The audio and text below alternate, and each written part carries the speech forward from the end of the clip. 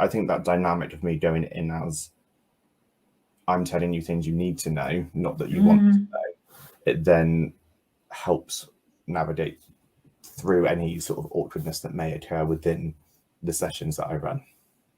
And it's that recognition of your personal experience and your professional expertise that combined is why you are sitting at the table having those conversations. And yes, absolutely, you can speak and explain the experiences of other people, but nobody explains the experiences and the impact of those experiences as well as the people who have been impacted. So yes, we can be allies and speak up on behalf of people, or speak up in a way that supports the people who are speaking up. But absolutely, we need to create that space for people who have those lived experiences to speak and give them, create that space and support them to find their own voice and be able to speak up. And I think it's not, as an ally, I think it's that awareness of, it's not about speaking for them, it's about creating that space and supporting them to speak up and share their experiences, because that's what creates the understanding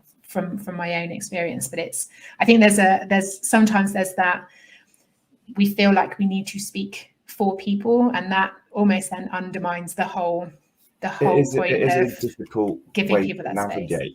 Because a quote that I absolutely adore, to the point that I have it sort of tattooed onto my body, is that privilege isn't about what you've gone through, it's what you haven't had to go through. And I think it is really important for us to acknowledge our privilege, because I know full well that I have male presenting privilege, I know full well that I have white privilege, I have all of these things that have essentially allowed me to get into the room above other people that could quite easily talk about what I do talk about.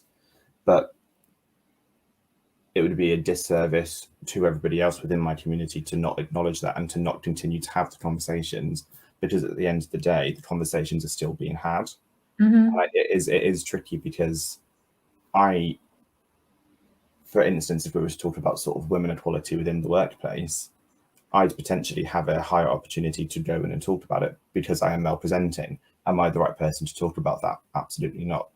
And it's that grey line of, do we then have the conversation and still make that conversation happen, or do we potentially lose the opportunity to talk about an important issue? And it is tricky. But what I try to do within the work that I do is, if I'm brought in for an EDI session, I will talk predominantly about the things that are my speciality, but then I will try to bring in other examples, and even if it's just using the words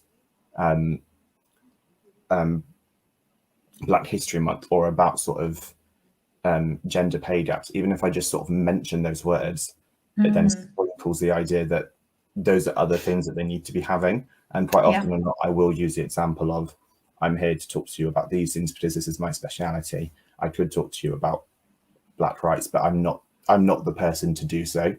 So it is tricky to navigate, but I think it does go into the grey area of, do we have the conversation, or do we potentially lose the conversation? And that's something that, again, it's hard to communicate, because the conversations need to be had, but they need to be had with the right people in the right positions. Absolutely. And I think that's, for me, that's when you look at the element of using your privilege and using that, be trying to step in and be that good ally for people, is to speak up on their behalf when they're not there, but create that space for them to speak and support when they are. Absolutely. And I think, because you're right, the conversation, I absolutely agree with what you're saying, the conversation needs to be had. You don't want to dismiss the conversation because a person with relevant lived-in experience isn't present. You do want to speak up on their behalf, but it's important to not speak for them when they are there. Again, it is a minefield. And I think one of the things that I always say to people is that if there isn't a person there, it's just sort of mention, is to use the phrase, we should get somebody in to talk about this. And I think the more confident we can be communicating that sort of phrase to keyword, I think I think the better these sorts of situations will be. And it's just about destigmatizing and normalizing the fact that you should get different people to talk about different things. Absolutely. I agree. Great conversation.